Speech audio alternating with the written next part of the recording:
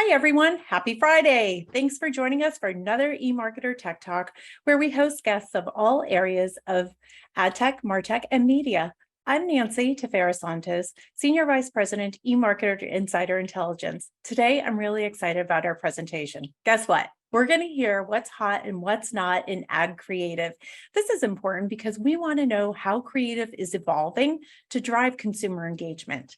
It's an opportunity for you to learn. Take this as an education. Please use the chat on the screen and send in questions during the presentation. We'll get to as many as we can during the Q&A, so please keep them coming. Now I want to introduce a very special guest. I have with me today from QuickFrame by Mountain, Morgan Bailey, Vice President, Product and Performance. Hi, Morgan. Hi, Nancy. Thank you so much for the intro, and thank you everyone for being here on a beautiful summer Friday. I am so excited to talk with you about some things that we have found in the past first half of the year. At QuickFrame by Mountain, we do create new video ads every day for brands. So we really are keyed into the latest trends. And hopefully by sharing those today, you will also be keyed in and inspired to incorporate them into your next campaign. So quick little agenda. We are going to kick it off with why chasing trends helps brands stay relevant. We are then going to go into our findings for the first half of the year of what we've seen really working. And then also importantly, we're going to go over what you should not be using and some trends that we see potentially burning out. And then finally, we will end things with how we can use these learnings to avoid the dreaded ad fatigue. So it is no secret, the consumers who were born with iPhones in their hands and were raised on the internet are now gaining so much spending power, and they are those social media super users, they're the cord cutters, and they are a big reason why trends are coming and going and having shorter and shorter shelf lives. So if your content isn't on point, or even worse, you're late to a trend and you launch an ad to that sailor sea shanty song that personally was stuck in my head for the first half of 2021, you can prepare to be dragged online. But thankfully, our team reviews top performing ads we create each month through the Creator Collective, and that's our marketplace. So we connect B2B and B2B and B2C companies with really skilled creators to create this ad content using these trends so that you're always on top of what's relevant. And so let us dig into those trends so we can avoid what is known as the dreaded fellow kids moment. How do you do, fellow brands? This is something that I personally can relate to in certain situations, but it's something that we want to help you avoid in all situations.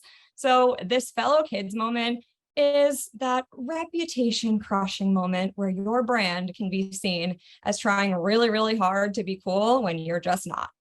So we're not going to do that. Let us avoid the cringy content, and we are going to help you avoid all cringy fellow kid moments.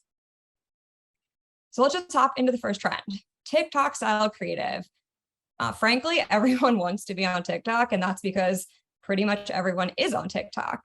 And it's the poster child for why trends and relevancy are so important, is because if you're on TikTok, you're either watching a trend, you're participating in a trend, it literally breathes trends. And that is also kind of why this user experience is so unique. It's really engaging, and it feels like you're always seeing something new, but also relating to the content because you can kind of see yourself in some of these things that are going on.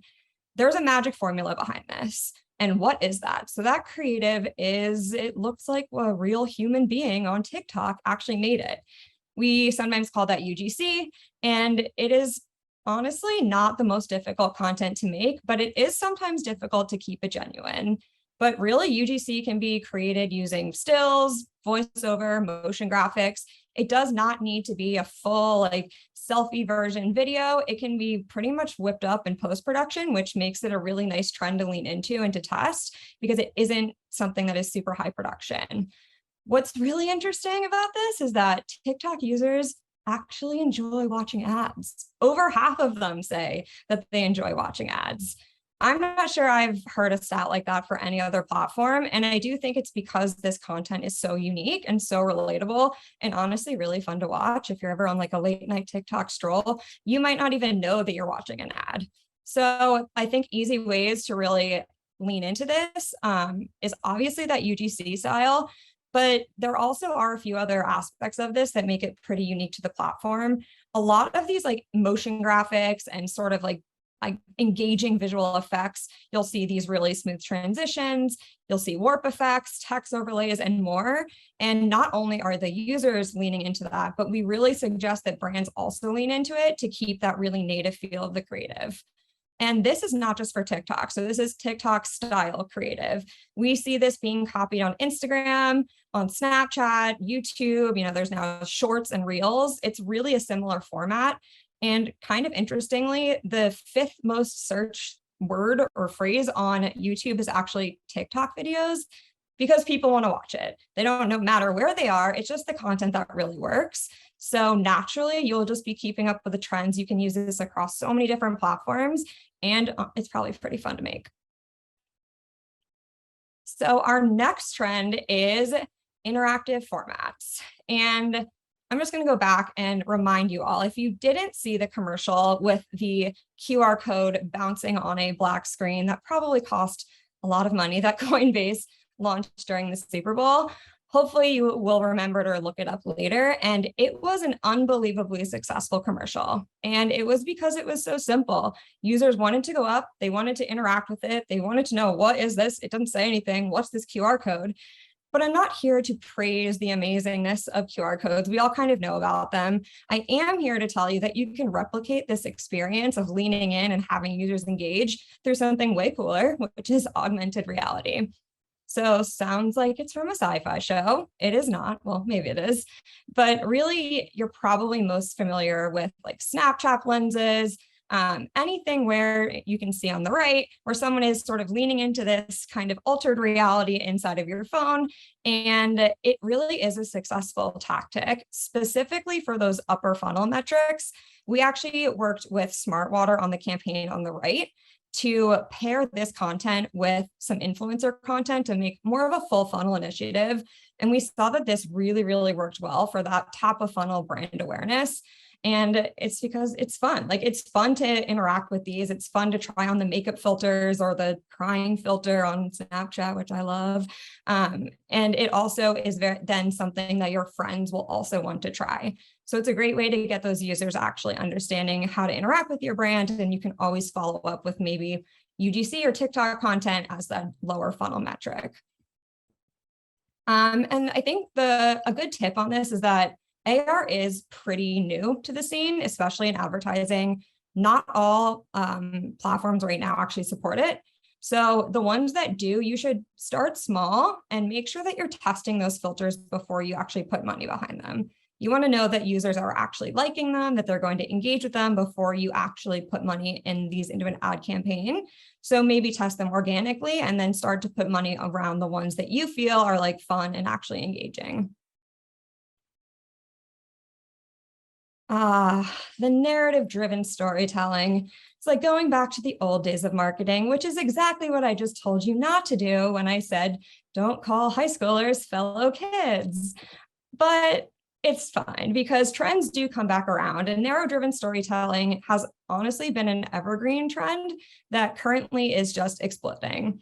And a lot of this has to do with, I think, the beginning, which was the deprecation of cookies or the plans for deprecation of cookies and sort of reduced targeting metrics, but also their story. I mean, 82% of advertisers believe that these events actually will make them prioritize humanizing their brand versus, those short quippy ads. So this makes sense. You don't recommend a product to someone saying, this is a dog collar, $50, buy now.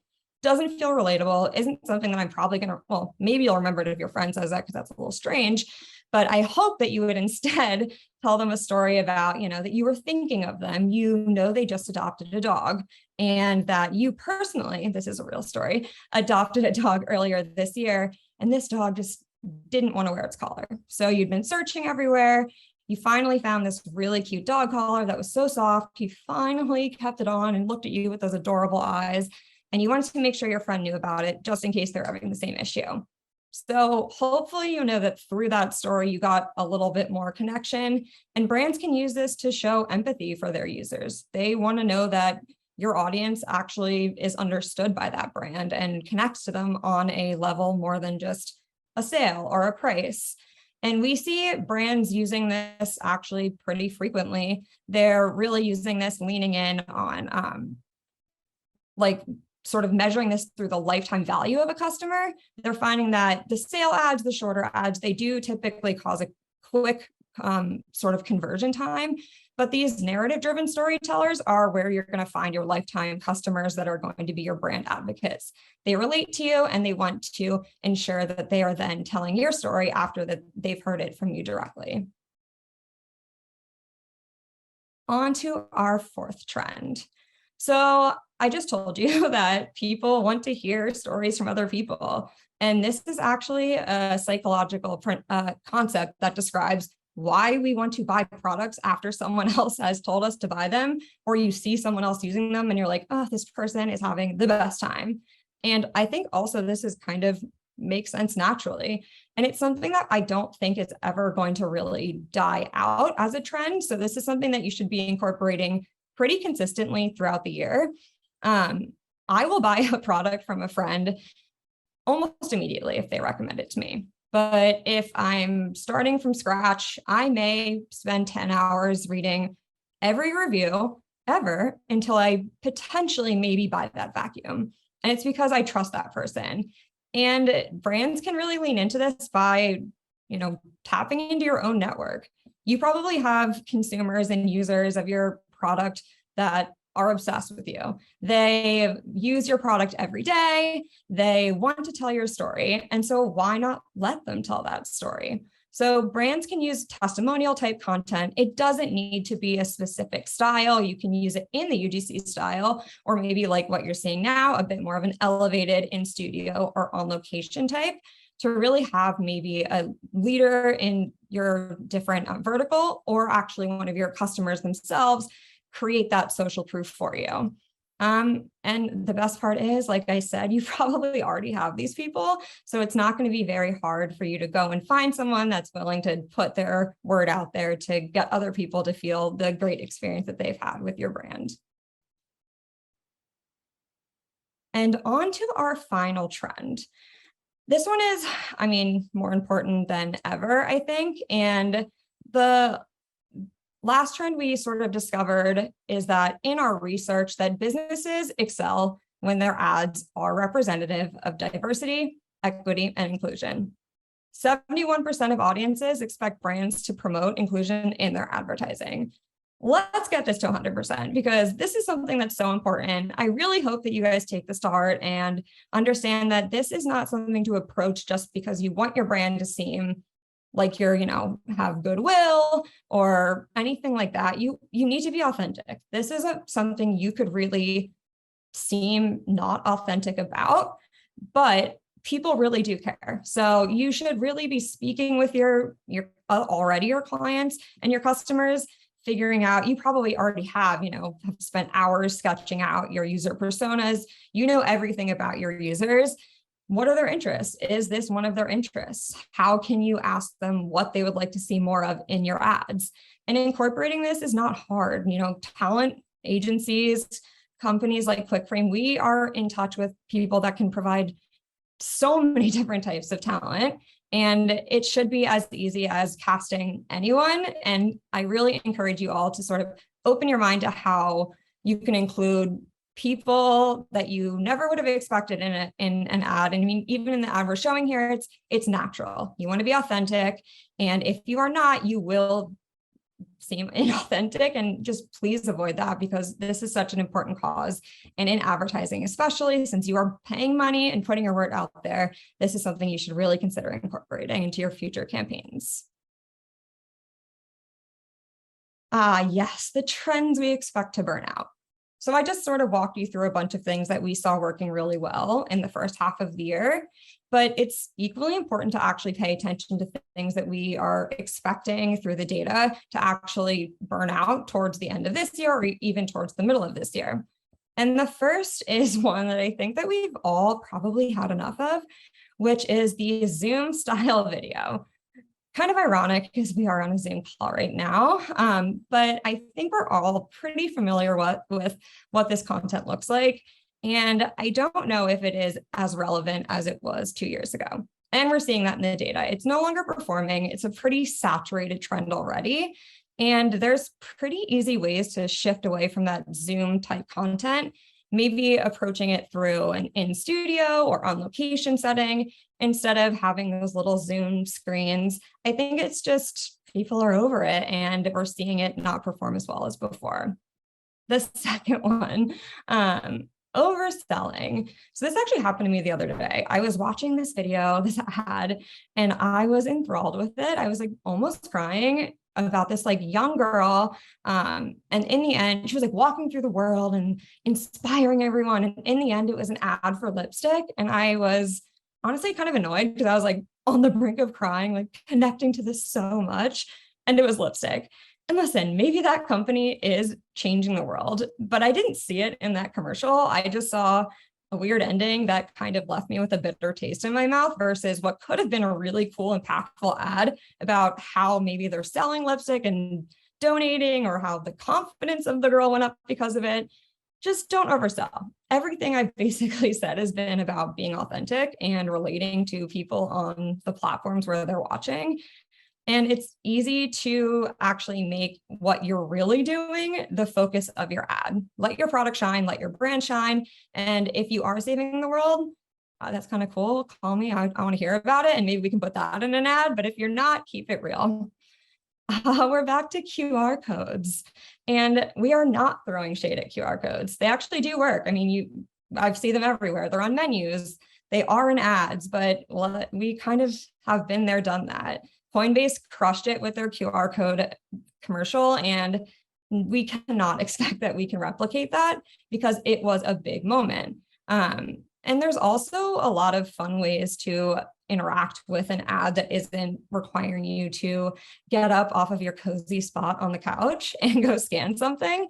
And I think it's pretty important that we sort of try to figure out other ways that allow our consumers to interact with us without overdoing a trend that is clearly on the way out. And so what does this all mean? I'm about to talk about maybe the two most overused words in advertising, which is ad fatigue. And although overused, it is true. Ad fatigue is everywhere and it is increasing day after day. Ads are becoming staler faster, especially on platforms like TikTok. And as we start to lean into more of these like AR, VR type assets, we are going to see that people engage quickly and then they're going to quickly fall off. We actually did a study of this at QuickFrame by Mountain, and we found that the video completion rates dramatically drop after only 5 days.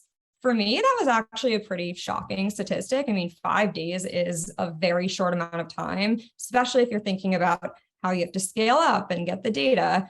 But that does not mean that you only are running that one asset. So the key to this is really leaning into the 5 trends that we just went over and testing them. If you're constantly producing content, you're putting new assets in maybe 5 at a time, 10 at a time, you're not going to come up against this ad fatigue issue because you're able to cycle through them, switch out things that don't work, but you're always going to have something live. So we really want to make sure that you are testing all of these different trends at the same time, and also making sure you're watching what's going on currently so you can incorporate new trends frequently. And we call this the creative refresh. Creative refresh is just kind of encapsulating everything we just went through. You should be really cycling through content, testing, making sure you're being relevant. Ask your users what they want to hear, add that into your next campaign, and hopefully that will allow you to avoid these fellow kids moments, this ad fatigue, and really lean into what we're seeing in the data, which is that there's 5 things that are really working, and those can be really the sort of the inspiration for your next ad campaign. And with that, I know we sort of sped through it, but I actually did see a lot of really good questions coming in. So I think that we'll have a little extra time to go through the questions, and we can always go back and talk about anything else. And so I will pass it back to Nancy for any of this Q&A.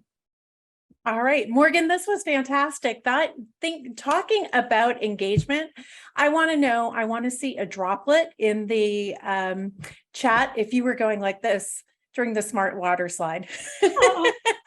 It was so catchy. Everything that you talked about was so spot on, so important. And the 5 days for the ad fatigue, that absolutely surprised me as well. I mean, obviously video and social are so far different than, say, if you were doing a newsletter advertisement or even display. So pulling that stat together and sharing it was super important, very surprising.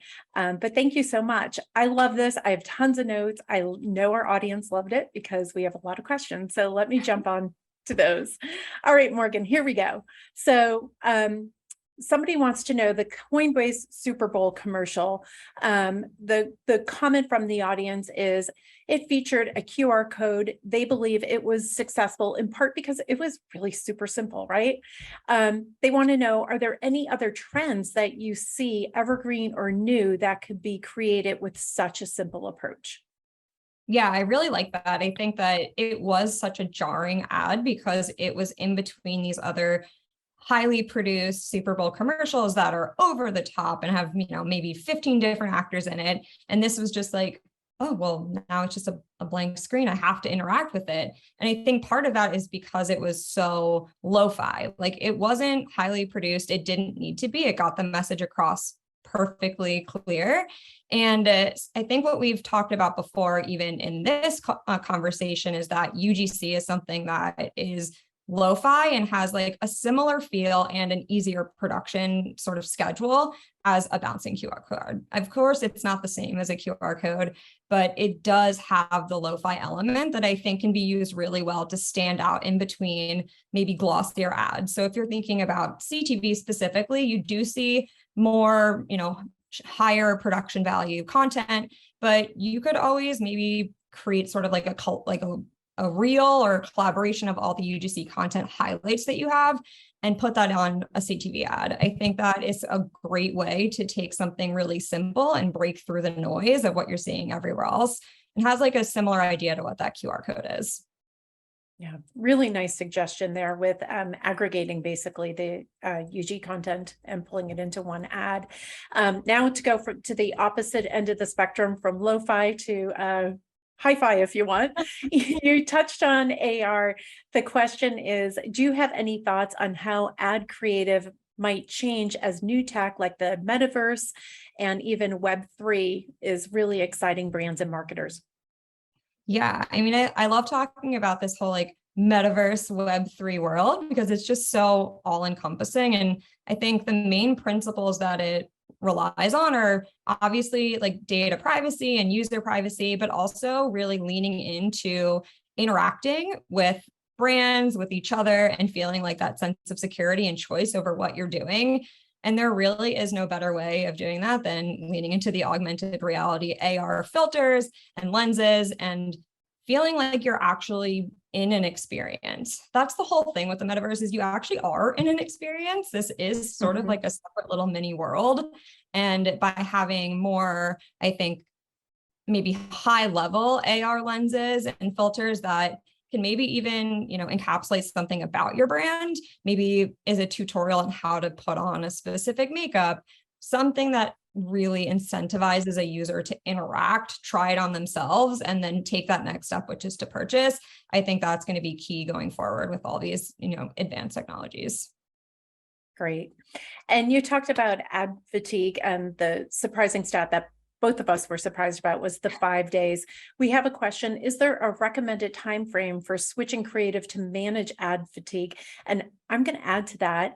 Is there even does the recommendation even change maybe from industry to industry? Yeah, not only industry to industry, but platform to platform. Each platform, I definitely have recommended, learning phases on platforms, minimal spends, some, even some KPIs you're not allowed to switch out until you hit a certain threshold of impressions. So it can't be said that you should do this thing for every single platform, but I would look at sort of the best practices that the platforms themselves post out, because they actually do come out with a lot of really good data and studies on what they're seeing across the board. But in general, you don't need to be frequently switching like every day. I just recommend that you have enough creative running at one time that you can slowly turn things off.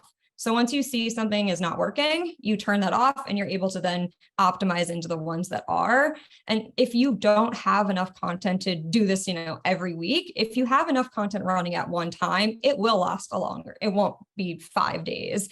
And you could maybe do a monthly refresh versus a weekly. But yeah, definitely pay attention to the platforms and your KPIs because it'll have a totally different recommendation.